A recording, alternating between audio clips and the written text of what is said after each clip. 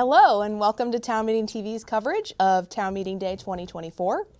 This program is part of a series of forums that we are bringing you in advance of Town Meeting Day on Tuesday, March 5th. So Town Meeting TV hosts forums with all candidates and covers questions you will see on your ballot, introducing you to community decision makers and connecting you with issues that shape your local community. You can find all our forums at cctv.org/2024 or on our Town Meeting TV YouTube channel where auto-generated captions are available.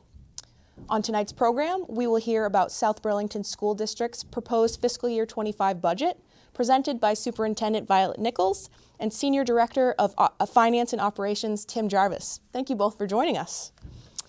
If you are tuning in live, we really do welcome your questions, and you can call us at 802-862-3966.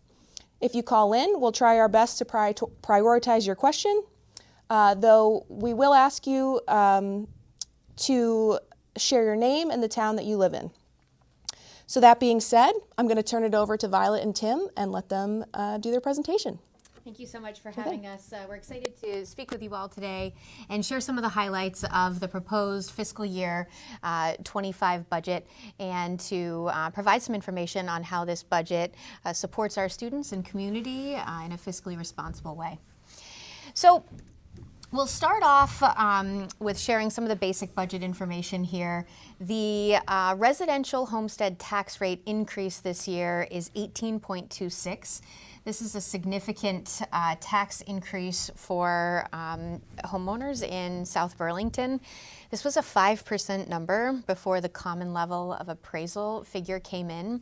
We abbreviate the common level of appraisal with the CLA letters, so we'll refer to it as that as we have this conversation. So this was a really dramatically different looking budget until we got the CLA figure on January 2nd. And I want to share some information with the community about what this means and how we got here.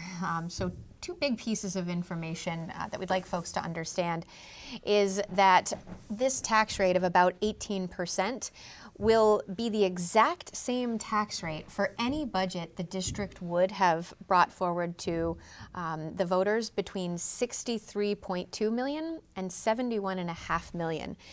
And that's due to the mechanics of Act 127 and the education funding formula. So we went from about a 5% homestead tax rate increase before the CLA to overnight looking at this number of about 18%. And I think you're going to see these numbers countywide as you start to have these conversations. So this is a dramatically different looking budget season than any we've ever experienced.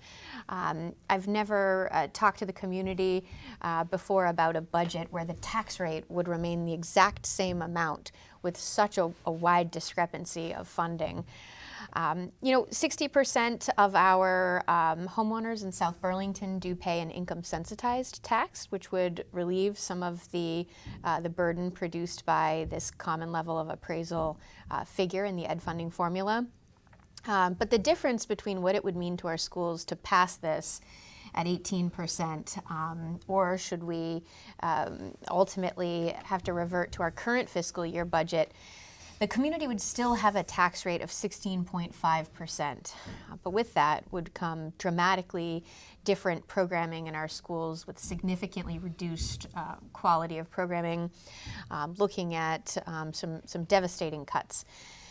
So tonight we're going to focus in on what this budget would prioritize, which is student-facing positions, elementary literacy programming and specialists to support that model of structured literacy, supporting multilingual learners and special education students, and facilities upgrades associated with a recent safety audit we have, school safety being a critically important factor in our school budget.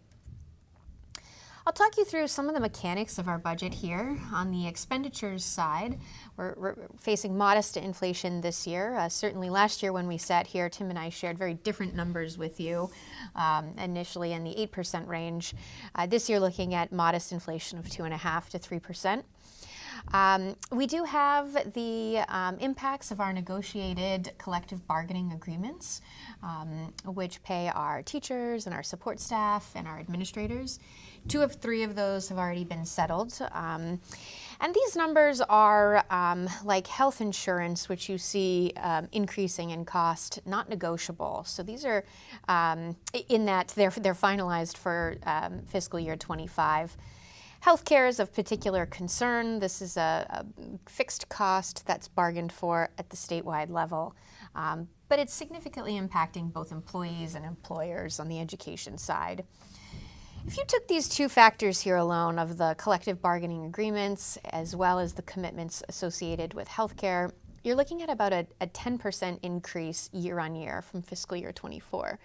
So this gives you an idea of some of the commitments that the district has financially and what would we be looking at if we rolled over the same budget, given the increases that are not something that we can modify at this point in time.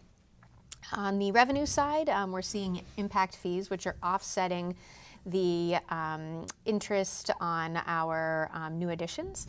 And this is coming in at about a 91% rate. So we're really looking at this expenditure for the ZEMS, which are the additions on the expenditure side and the revenue side, really evening out. State factors, this is where our budget dramatically changed. The yield has reduced about 40%, negatively impacting the school budget.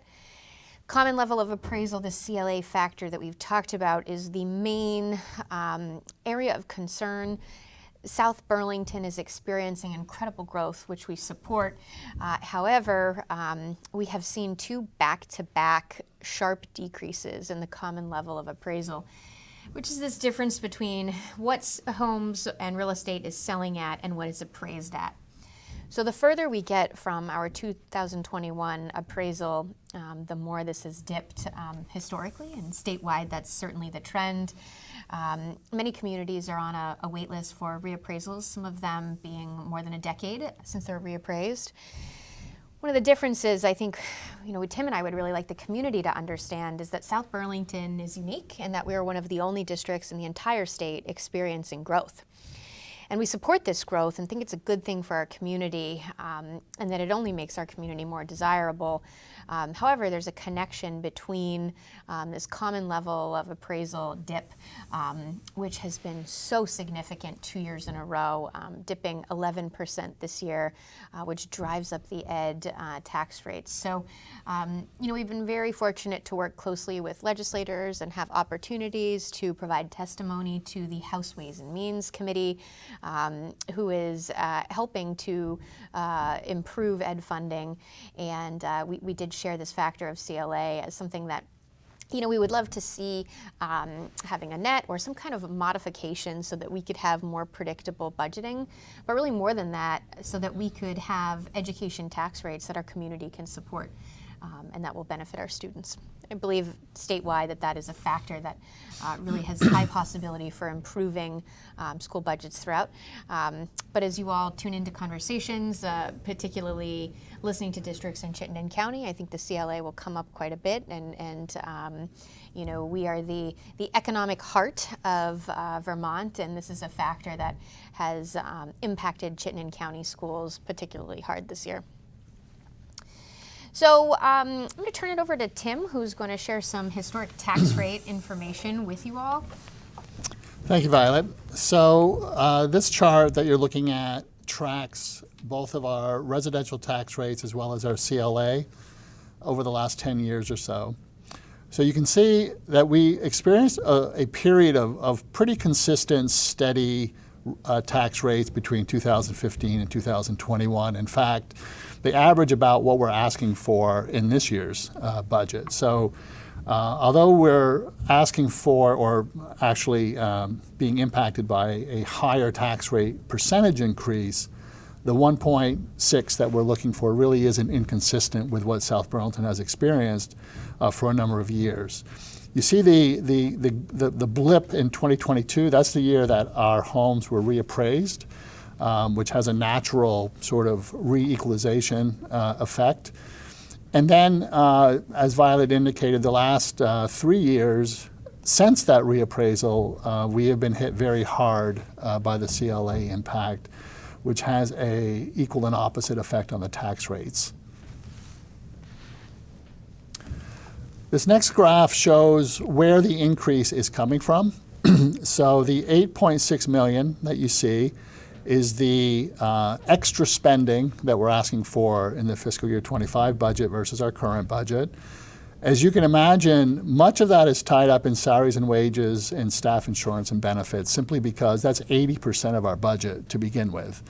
And so you would expect that with the negotiated collective bargaining agreements, staff turnover and rehiring at current wages and things like that, that you would expect that to contribute largely to any increase in our budget.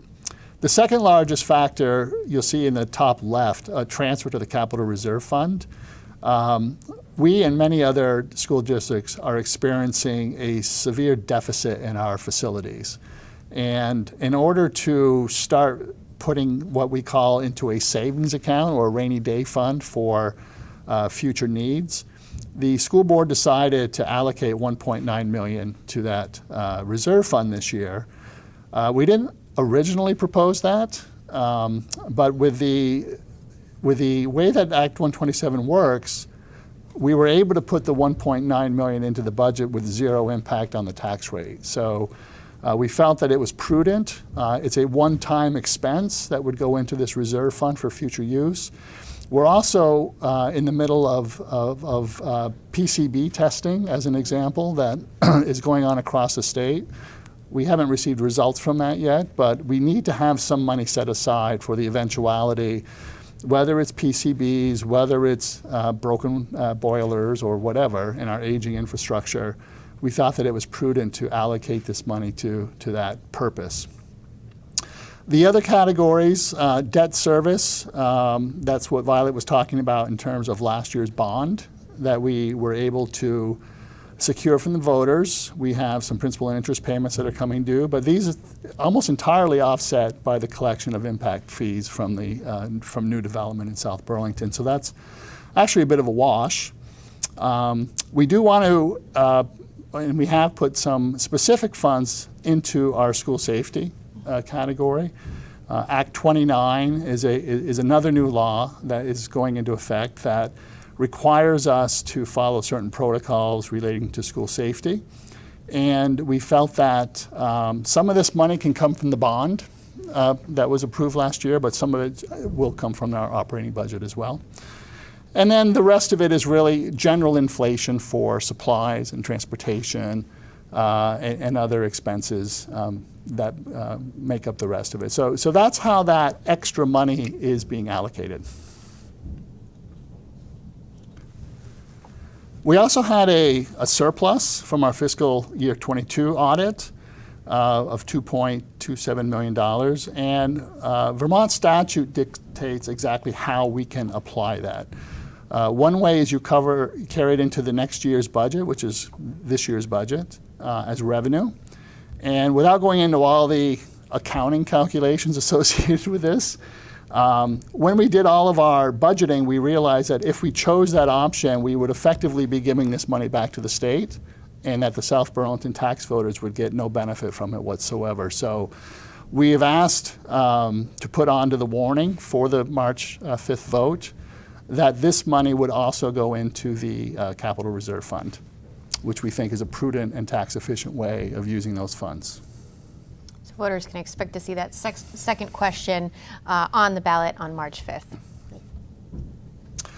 Looking beyond fiscal year 25, this also talks about Act 127, and you can see that it was designed with the best of intentions. The intention of Act 127 was to recalculate the way that the education funding formula works and how it gets distributed to the many school districts across the state. And there is a 5-year period that permits a certain level of grace for school districts as long as they don't exceed certain spending thresholds. And in our case, we did not. So we're safely within that threshold number. And therefore, that's where the 5% tax increase came from. So as long as we were prudent and kept our spending within a certain range, we would enjoy a cap of only a 5% tax increase. That's at a state level, and that's, again, before the application of the common level of appraisal, which took that 5% and transformed it into 18.26%.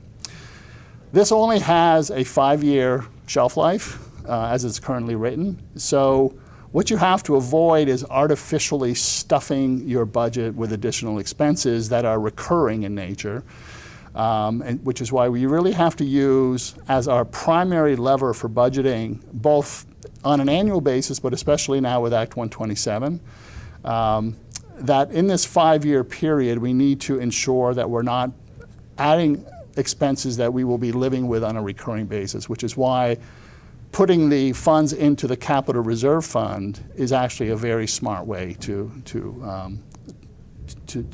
budget our money. I think I'm going to hand it back to Violet for the staffing considerations. Thank you. So, given that we're at South Burlington experiencing increases in enrollment associated with development, we are proposing a pretty modest increase in staff, which is a 0.6 full-time equivalent. And in other words, that's about half of one full-time employee. District-wide. And we're able to support this with some model changes, looking at special education with respect to the parameters of Act 173 and looking at multi-tiered systems of supports. We're trying to prioritize our elementary literacy program, which is a structured literacy program, research-based program, as well as math and literacy specialists at the elementary level. We came to these conclusions when we looked as a team and through our board reports as student assessment results. So, you know, when we started our budget conversations, we wanted to center students and to use the data that was available, both quantitative and qualitative data. So you see that here. Also reflected in this budget is supporting multilingual students, social emotional learning supports, and of course school safety, which is critically important. And actually our number one mission is safety first, and then physical safety, and then education second. So to walk through some of the details of what that looks like, you'll see here a school by school list of proposed modifications, and these are changes from the current 2023-2024 school year by school. We are also finally sunsetting our ESSER positions so that elementary and secondary school relief funds that were provided from the government are expiring September of 24. So it was important that we make some decisions, and we were able to roll over some positions here into our local budget. We're proposing to put our health and wellness educators as well as a student engagement coordinator into the local budget.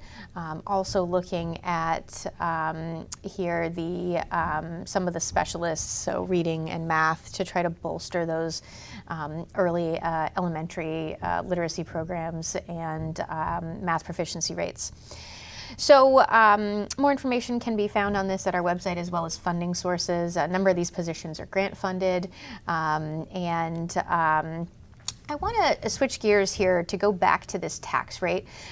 We have been looking at a few different graphics to try to depict this huge change in the education funding formula, which is that we are now in a position, and many in Vermont, because of the mechanics of Act 127, are looking at this 5% cap, right? And so what does that look like in all actuality? And the functional change is that we have this unique scenario where we could have introduced a budget of $71.5 million, as high as that, all the way down to a budget of $63 million, and it would have yielded the same 18% tax rate. And that's totally unique. We've not seen this before.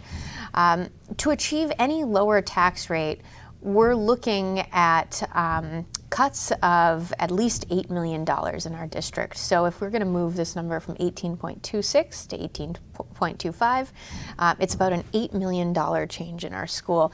To quantify that, we're looking at significant impacts on education. Everything is being considered. Nothing's been finalized, but we're having to evaluate everything from the arts to world languages, athletics, programs, increasing class sizes, and really, quite concerned that we could even maintain education quality standards. So the difference in value that our community could get here is something that we've been discussing quite a bit. We did perform this exercise where we thought about this 9.99% tax rate, which is double almost what historical rates have been. And to get to that number, we'd have to cut $11.4 million. That tax rate, again, would still be twice what historic rates are. So, if we're having conversations, if the voters do not approve the budget, worst case scenario, we roll over our current budget, taxpayers would still be seeing the 16.5% rate, which is not much relief from the proposed 18.25%. Again, these factors are really out of the district's control. And, Tim and I stand before you thinking this is Tim and I have both described this as a fiscally responsible budget. We both believe in prudent spending and have tried to be modest in the year-on-year increases we've included, which, as you can see, truly includes quite a few reductions and model changes, trying to introduce a fiscally responsible budget. So what does this look like for the average homeowner in South Burlington or the average condo owner? We've got some information here. We've got last year's numbers here. When the CLA was about 93%, we had the 5% tax rate. And up until January 2nd, this is what Tim and I thought we would be sharing with folks today. When the CLA dropped 11%, we then overnight saw this 18.25% tax rate. What does this mean for the average homeowner in South Burlington, and that being a home valued at about $440,000? The difference between $295 and an increase of $1,000. For the average condo owner, which is about a $300,000 assessed value, we're looking at the difference between about a $200 and a $731 increase. So, affordability is a real concern of ours, but again, to drop this requires a pretty significant amount of cutting, and we could still cut this by nearly $8 million, and the taxpayer wouldn't see any movement on that tax rate, so no reduction, being really a unique factor this year. We do have about 60% of our community members who pay income-sensitized tax rates. So this means that about 2/3 of our residents will see some tax relief given the income sensitivity provisions. If the CLA had remained the same as it was for this fiscal year, 2024, the tax impact would reflect only the 5% cap. So the further increase of this 18% is entirely attributed to the CLA, and it's out of the district's control. The calculated tax rate above that you see is exactly the same for any expenditure between $63 million and $71.5 million, and that's due to the 5% pre-CLA cap. So, it's a unique situation that even with a 0% increase in expenditures from fiscal year 24, our post-CLA tax increase would still be 16.5%. And that's due to the methodology of Act 127 and the CLA impact. So I want to share the difference with community members. I think as Tim and I have been sharing this information, and we've just come from a staff meeting in one of our schools, and we shared this slide here. And we said, they said, Violet, what happens, Tim, what happens if the budget doesn't pass and it doesn't pass and it doesn't pass? And I said, okay, we could revert back to our current fiscal year budget. And we all thought, oh, that's not so bad. We're living in this budget, right? But given the commitments we have between the negotiated agreements to pay staff more and health insurance, we're looking at pretty significant cuts. So to quantify, if we reverted back to this year's budget, we'd be looking at a difference of $8.51 a month for the average homeowner. And so with that, I know we've got about 5 minutes left, and so we'd love to open it up to you all. We're happy to answer any questions from folks in the community. I do want to just point out on our slide deck here that anyone looking for more information can go to sbschools.net/budget FY25. Reach out. We're happy to answer any questions anytime. And thanks again for having us, and we'll take any questions you might have. Sure. Well, thank you so much, Tim and Violet, for that important information for South Burlington residents and voters. And you mentioned it towards the end there, but can you just reiterate, what happens if this budget doesn't pass on town meeting day? So if the budget doesn't pass, we would go back to the community with a lowered budget, right? And so historically, what that would mean is that the budget would lower and the tax rate would lower accordingly. This year, if we were to introduce any lowered tax rate to the community, we would have to get below $63.25 million. That would be about $8 million of cuts for our school system. And that could mean dramatic differences in programming, from everything from special ed services to arts, languages, athletics. We're discussing cuts as an administrative team at all levels, and really have concerns as we're one of the biggest employers in South Burlington. We have 518 employees, and we're concerned about the impacts that could have on childcare and our local economy in South Burlington. We're also really mindful of the connection of the correlation between real estate values and quality of education, something that we've always felt really proud to stand before the community and say we represent South Burlington. And we're having really hard conversations. I never thought I would be a superintendent discussing cutting the arts, and it goes much deeper than that.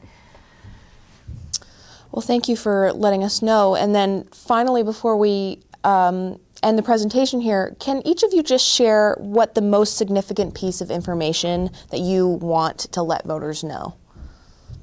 I think it's really where we're talking about the impact of not passing the budget and people needing to understand what is at stake. It's hard to understand. We have given this presentation many times. We have discussed Act 27 in exhaustive detail with our colleagues around the state. It's not an easy topic to understand. I mean, it doesn't make intuitive sense to people that you could have an $8 million cut and still have the same tax rate. And so we need to get the word out about what is at stake, and we need to have people understand the relative handcuffs that we have in terms of expenditure cutting that's not going to represent or be represented in their tax bills. Thank you, Tim. Yeah, I think I could boil it down to the difference between rolling over our current budget, which would ultimately produce a 16.5% tax rate for the community. So still a really steep increase. But for this difference of less than 2%, the quality of our educational programs could be maintained. And the dollar difference between the two for the average homeowner is about $8.50 per month. So I think that's the biggest piece that I want folks to understand, that even if this budget is voted down and voted down and voted down, it won't get lower than 16.5, which again is a historic high. But I think that's really important for the community to understand. Well, thank you so much, Violet and Tim. And We really appreciate you all tuning in to Town Meeting TV's ongoing coverage of local candidates, local budgets, and ballot items. You can find this and many more forums at cctv.org/2024 or on our Town Meeting TV YouTube channel. Make sure to mark your calendars and tune in to our live election results show after you cast your ballot on March 5th at 7 p.m. And you can contact your local clerk to find out how to obtain a ballot and to register to vote. And just a reminder that in Vermont, you can register to vote on Election Day. Thank you again for watching and sharing Town Meeting TV. Have a great night. Thank you.